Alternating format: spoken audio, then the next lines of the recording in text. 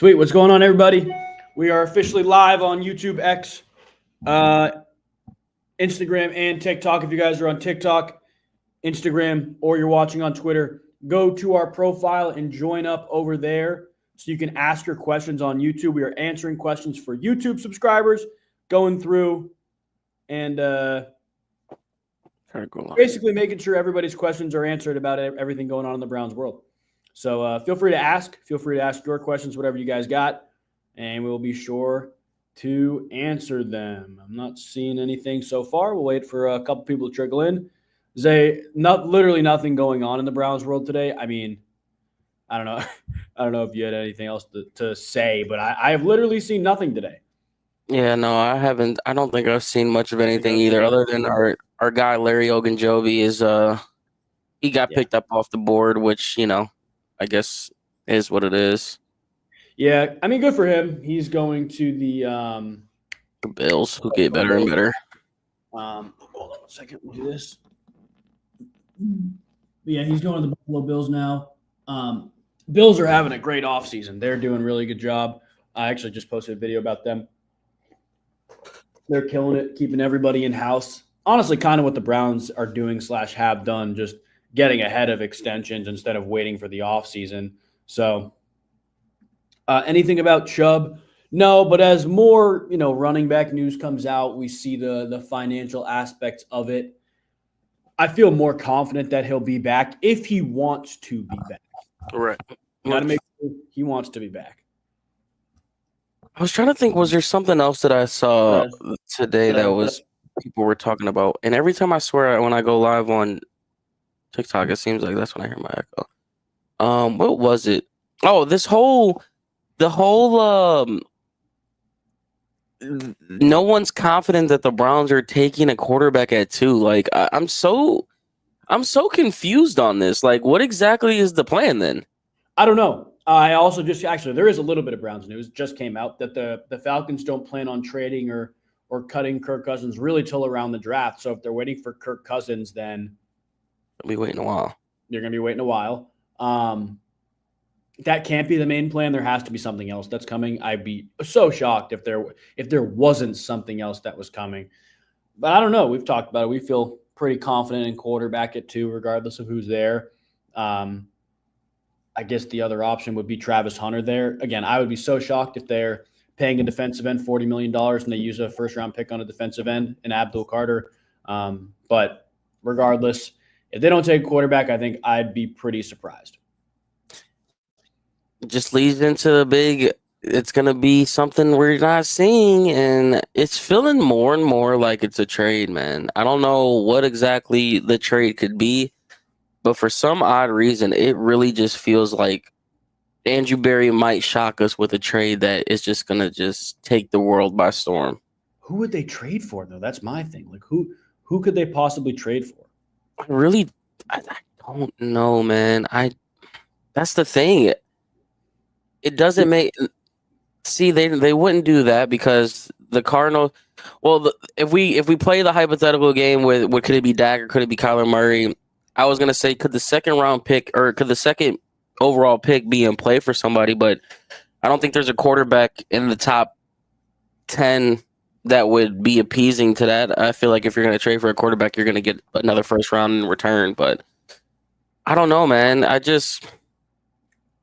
Nothing. I feel like you could already make the move. There's no point in waiting on Kirk Cousins when you could just call up Aaron Rodgers and be like, hey, come be the quarterback. Or you can call up Joe Flacco and be like, hey, come on, let's go. And just get it over with. And then put your focus on the draft. Kevin just brought up who I was going to talk about, Joe Milton. Because the Patriots did also sign Josh Dobbs.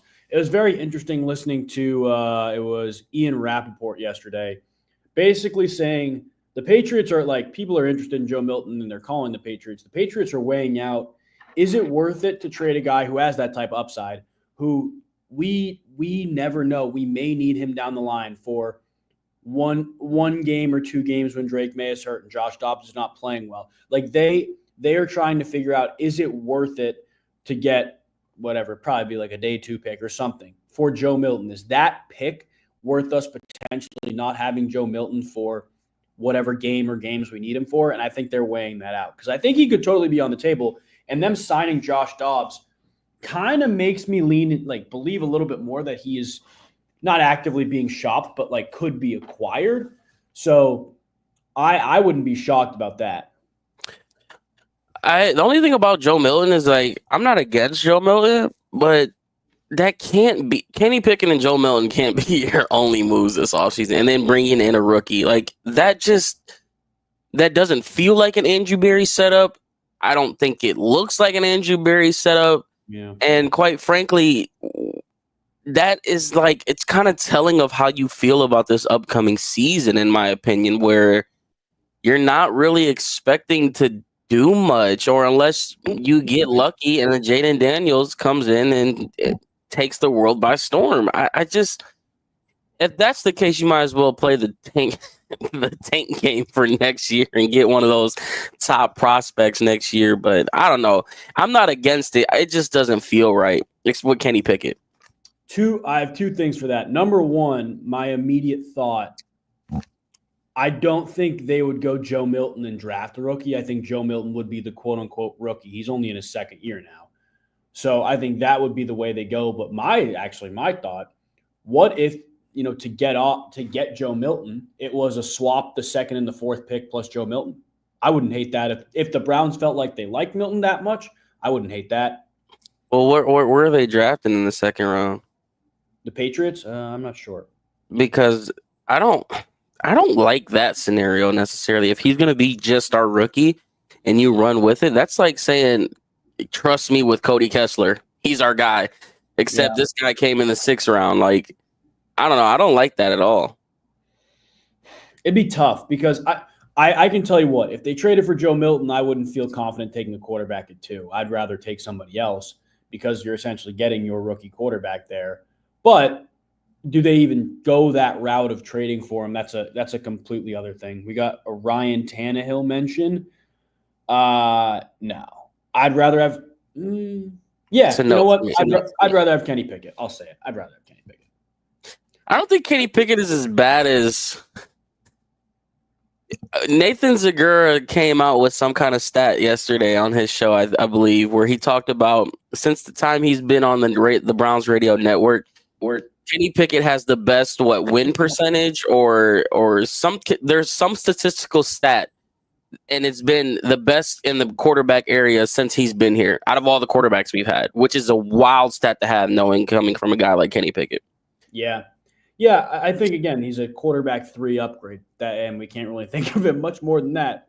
I was gonna say Arizona said they're happy. I don't see Kyler getting moved. I think they're logically rebuilding, and they've improved from year 1 to year 2 of the rebuild, and they want to finally take that step.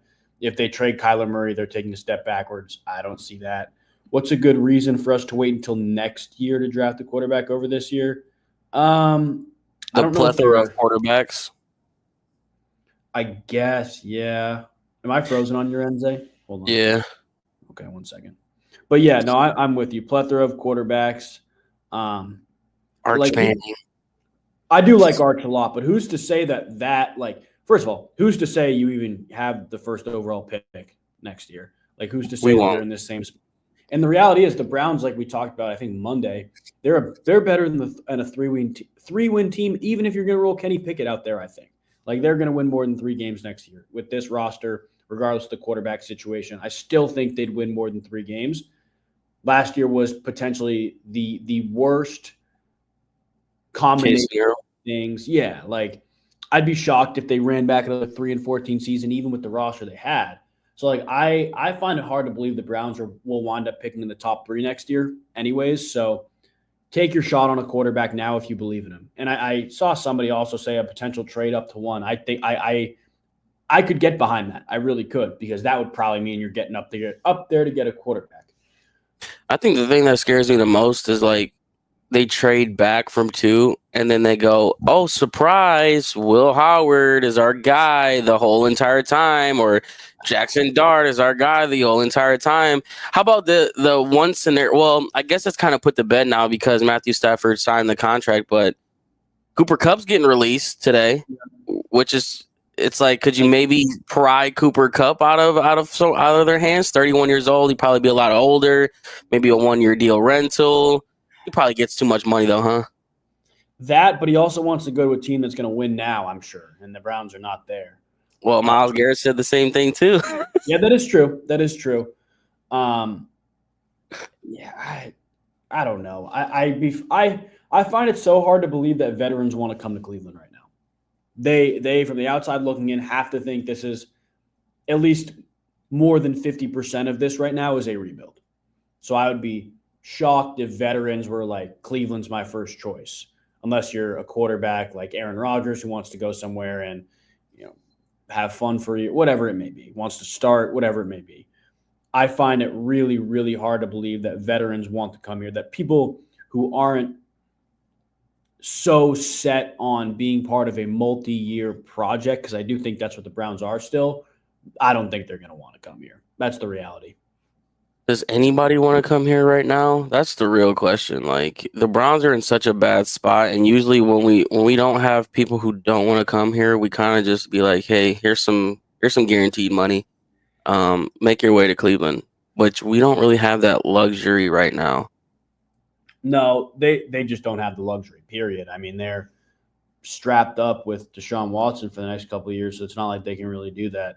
I think as we get we got 44 minutes, I believe, till the new league year begins at 4:00. So keep an eye out over the next 45 minutes to see if the Browns do cut anybody or get rid of anybody, because if they do that, then they give themselves some money to make a move with. But so Mary Kay had Marcus Mariota went to the Commanders. He's re-signing with the Commanders. That was another bridge potential, she said. And then this was with her Falcons. This is with the Kirk Cousins thing, which this is exactly what I was kind of thinking. Like, if he becomes a free agent, the Browns will be interested. But vet QBs also know that Cleveland will draft a quarterback, so are hesitant. Does Kurt want to be another Penix again, or get Penixed again? And that's where I'm kind of looking at it. It's like, if I'm Kirk Cousins and I know they're sitting at number 2, I think if you bring in Kirk Cousins, you could pretty much kiss a quarterback goodbye at 2. Because I don't think he would sign up for another situation where he's got a rookie quarterback in the behind him, basically knowing that his spot's going to get taken the second things go south. I agree with you. I think if that did happen, that would be a pretty telltale sign. But I'm sure the Browns would honestly inform him of their plans. I'm not going to say that they wouldn't do that, but would they? I don't know. It seemed like the Falcons made it pretty clear that Kirk is our guy and Penix is sitting behind him. Kirk just sucked last year. That is the hard reality that I don't think anybody's facing. He was bad last year. So he also had an injury with his shoulder. Shoulder injury. He's coming off an Achilles injury. I don't know. I'm off the Kirk Cousins train. I don't think they should do it. I think there are better veteran options out there who are healthier and can give you more. Regardless, you're right in saying that it would be a telltale sign that the Browns may not be so gung-ho on taking a quarterback at 2. That would be the biggest sign to me. And if that happens again, I think they take Travis Hunter, but who's to say the Titans ahead of them don't? So this is a weird top 2 because the Titans, you just don't know what they're going to do. I personally think they should take Cam Ward, but you don't know what they're going to do. Do the Giants trade up and leapfrog the Browns to get their guy? Do the Titans trade down with somebody else? It's just a weird spot, weird top 2. I guess top 3, not really. We know what the Giants want to do at least, but it's a weird top 2. Again, if you guys are on Instagram and TikTok right now, go to our profile or search up Honor the Land on YouTube. Ask our questions. We're taking Q&A on the Browns free agency moves, or really lack thereof, for the next few minutes. Make sure you guys are subscribed too, so we can see your questions pop up on the screen. If you guys are on YouTube right now, make sure you're subscribed as well.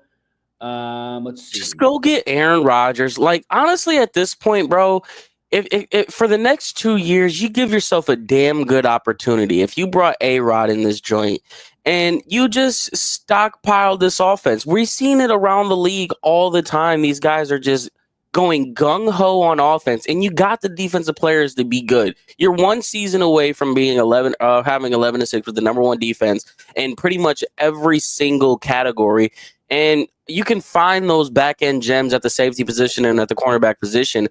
I mean, the one thing that the Bengals needed last year was defense, and their offense was just so stacked. If we just brought in Travis Hunter, we bring in a fresh legs with running backs to where the dynamic is there. You have David Njoku, who's a top tight end in the league. You pair Travis Hunter up with Jerry Jeudy. You got Cedric Tillman, who still is a young stud. If you just put all your emphasis into the offense this draft, I would not be mad at that one bit because I have so much confidence in Jim Schwartz to get the most out of what we got. And I have got confidence in Andrew Berry to get those little pieces that aren't big names but could come in and still be a plug and play and make a difference at this point, because I can't go through another mediocre or below mediocre season.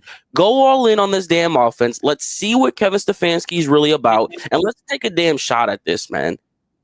Yeah, absolutely. Before I say anything else, I do want to say Jets officially released Aaron Rodgers. They're not trading him, which is, well, number one, it means the Jets are taking off $49 million in dead money. But number two, it means that a team like the Browns, where Rodgers may not be as inclined to go to, can't just trade for him. So I think this is more bad news for that take, to be honest with you. But I agree. If they brought Aaron Rodgers in, and I've been saying this for any team, not just the Cleveland Browns, that's the best chance you got right now to win, to be honest with you. Like, I think Sam Darnold was probably the best chance, but he was always going to want a 3-4 year deal wherever he went. I don't think the Browns are ready to sign up for that, especially with Watson on the roster. They have to bring in another veteran. Rodgers would be, again, the best option, especially with the guys that are out right now. But does he want to come here? I don't know. I think so. He's free at this point. He's getting paid his money, so it's not like he's going to be bent for money. I think we have to understand the person Aaron Rodgers too, and it's like, it's more so, does he not want to be here? I think it's like, what does he want to prove to people? I think he wants to prove that he still has it, and then what better way to pump up yourself and pump up your head and be like, yeah, I brought this city back out of the dumps. Like, I just think when you talk about ego, I think all the narrative is there for Aaron Rodgers to be like, I want to resurrect this, and we're going to do it my way. I mean, not to say that it's going to happen, but I mean, if we're looking for motives for Aaron Rodgers to choose Cleveland, we play the game. I think you can go to Pittsburgh, but you're going to have Mike Tomlin over you. That ego check is going to happen right at the door. And I don't think you get to see the Aaron Rodgers that you would if he did have a lot more control. Kevin Stefanski isn't the clash with the Titans type of guy. He's kind of more passive with it. So Aaron Rodgers will have a lot more reins here. Who's Minnesota? I saw that being thrown around that he could potentially go to Minnesota, but you got JJ McCarthy there. How would that go? I just think if you put all of the things out on the table, he can look like the Cam Ward clip says, like, who has a closer chance to winning the Super Bowl now? You bring back Myles Garrett. You're going to have a defense. At the very least, your offensive line. I think if you're Aaron Rodgers, you probably go offensive tackle in the first round, or you trade back up in and get one, and you protect them. And you look at this offense and you look at what we were doing, you'd be like, they're not too far away from this thing, man. And I would love to be the guy to get my head pumped up by the Cleveland fans, because I love his ego. Is just that type of that guy. See, I agree with you, and I think it would be, how do I put it? It would be the most ego-fulfilling thing to lead a team out of the dumps. But I think even Aaron Rodgers knows that is so much more real in Pittsburgh than it is here. Like, to go win, it's so much more real in Pittsburgh than it is here, which sucks. It sucks. But it's so much more real in Pittsburgh than it is here. Like, the Steelers are a playoff team still. And I think if they brought Aaron Rodgers in, they'd be even better, and they would genuinely be competing with the Ravens for the AFC North. I think it's honestly a very similar thing with the Giants too, where this fan base is down bad, down horrendous, more than it's ever been. Obviously, historically, it's very different than the Browns, but this fan base is down bad, down horrendous. I honestly think it's a little more appealing for him to go there too, just because they have infrastructure. They got what's the word I'm looking for? The players coach or whatever. Dable is very notoriously a guy who's going to let you be yourself in the locker room and in the media. I just find it so hard to believe he comes here. I'd love it, and it'd be awesome. It can't be priority number one or number two in his head, to be honest with you. I don't think he's going to go to Minnesota. I think that's off the table. I think they have J.J. McCarthy, and they know we just maximized our roster around a rookie quarterback or second-year quarterback on a rookie deal. we are in a great spot. I don't even think they mess around with it. They leave themselves some cap room to improve their offense during the offseason and maybe during the season. But I would say the Browns are probably the third option if it gets to that point. I don't think it's going to get to that point. What if we're getting bamboozled and Joe Milton has a lot of weight in this thing? I think he does. Teams are Ian Rappaport has said multiple times, teams are trying to get Joe Milton. Who? I don't know. But teams are trying. Milroe out of Alabama. Oh. Because the Tommy Reese connection, bro. I think sometimes you got to. Yeah. I'm sure he's probably saying, like, hey, we can run an offense with this guy. Oh, I'm sure. But at the same time, you still got to get a veteran. That's what who the heck is the vet? See, this is why it's just so frustrating because you can't make any move at the draft until you figure out who the hell is going to be the backup. Yeah. If they run this thing with Kenny Pickett as their backup, bro. I don't think they will. I think Joe Flacco. I think Gardner Minshew is one we talked about either yesterday or 2 days ago. I think that's more real than we think. Those two guys, Mac Jones. You know what? Mac Jones actually was not bad last year. I don't want to laugh, but he was very bad in New England for a long time. He was not bad last year, but Mac Jones is definitely on the table. And then guys like, there's a tier above guys like Russ, Aaron Rodgers. I think Russ and Aaron Rodgers are going to be Giants and Steelers. It's just a matter of who is who. Trying to think if there's anybody else out there that we're forgetting. Flacco, obviously, but Winston, he's still there. Yeah. And the thing is, I thought Jameis would go to Indy because that's the best chance you're going to get as a free agent, like bridge guy, quote unquote, to resurrect your career and be a starter for an extended period of time. But obviously, they went with Daniel Jones. So, Drew Lock, little Drew Lock action. Yeah, I mean, I saw Drew Lock at the end of last year. He was fine. He wasn't bad at all. He is definitely a guy very much like Jameis who's going to get you going, turn the ball over, but throw the ball down the field. But at that point, why not just bring Jameis back? People love Jameis here. Jameis loves it here too. So, like, I think it's Flacco, but the Tommy Reese connection is a real thing, and that's a good point.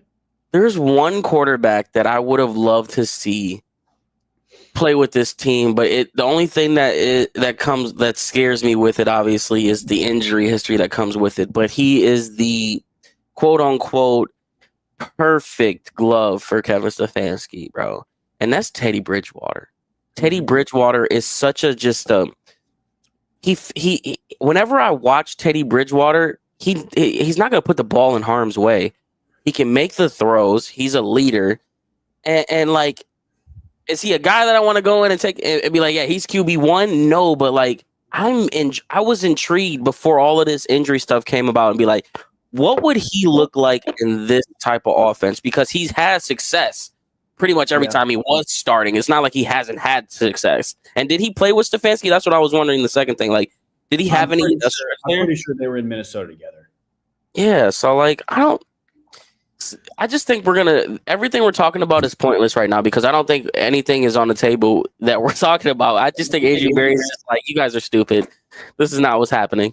Yeah, I think as soon as the Rodgers post June 1 cut news just broke, so I think we will get some clarity on that. I'm sure he wasn't ready to make a decision and didn't want to give any extra leverage till he knew he was getting released, and now that he does, I would probably expect a decision moderately soon.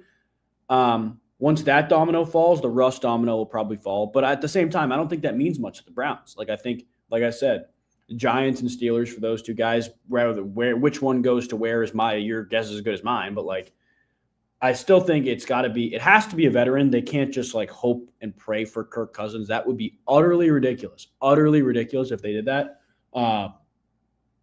It's got to be somebody else. I still go back to Flacco. I don't think it's a horrible call, especially if you know you're drafting a quarterback at 2. Maybe they don't want to show their hand to, like, I don't know. I think I wish Stefanski would come out and say something, like, because we know, like, as much as we're sitting here talking about the Tommy Reese connection, what offense is Stefanski going back to? Honestly, like, what are we gonna expect from Kevin Stefanski? Because this is the year, like I mentioned it when we first saw Kevin Stefanski come back into the pressers and stuff like that. For once, it seems like he's got a pair and he's like out here like, yeah, we're running this the way that I want to do it. Like he's pushing back at reporters and stuff. And it's just like, what's his plan? We know we sit here talking about Andrew Berry, but maybe he's the one that kind of obviously Barry's the one that has the final say. But I wonder if he's in this like, dang, oh, that was me. I'm like, I wonder if he's in there and he's like, no, I want this guy. We got to figure out how we can get this guy at this area or whatever the case may be. We don't know what Stefanski. He hasn't said anything. Yeah, I don't know. I think it's tough to tell because obviously it's the offseason and there's very, very little media access you get with head coaches unless you're getting a new head coach. But I don't know. I mean, he definitely knows who he wants his guy to be. And I think Kevin just asked it best. I think it's Flacco, but would Flacco even want to come back? Like, I don't know. I mean, I don't see why he wouldn't want to come back. The bad blood from last year. I think that's real for him. I do. I think, but wasn't there a clip where they asked him, would he be, I don't know if that's true or not. I'm trying to think if I remember seeing a clip saying that would he want to come back here, and he said he would be open to it. Or maybe he was asked about, did he want to come back, and he was like, well, yeah, they didn't even offer me a contract. But I think if you're Flacco, you also kind of understand, like, yeah, we kind of understand with the whole Deshaun Watson thing, like, and what that meant. And I mean, at some point, you kind of got to respect it. That clip was from before when he said he signed with Indiana. Okay. So you know what clip I'm talking about. Yeah. Well, regardless, I do think the Browns will get some quarterback answers pretty soon. I think they're waiting for the dominoes to fall just in case they are. If they believe they're in the hunt for Russ or Aaron Rodgers, whatever it may be. Again, think about any team who believes they're in the hunt for any of those two guys, they're going to wait till the last possible second to make any quarterback decision so they can at least give themselves a small chance at one of the others, like Aaron Rodgers or Russell Wilson. Now we know officially Rodgers is gone. He's getting cut. He's not getting traded, so there's no team that can just trade for him. That, to me, says something's going to fall pretty soon. Russ, not sure about that. Would you be open to Russ? I think I would like Russ here, to be honest with you. Yeah. I actually like Russ. I think he gives us a very, very good chance. My only thing is I just think you have to, whatever you do, get the temperature of the locker room. Like, don't have another year where, if I'm Kevin Stefanski at the very least, because I think he's lost a lot of the locker room this past year, you don't grade your quarterback the third worst throughout all of quarterbacks if you didn't lose some type of respect or whatever.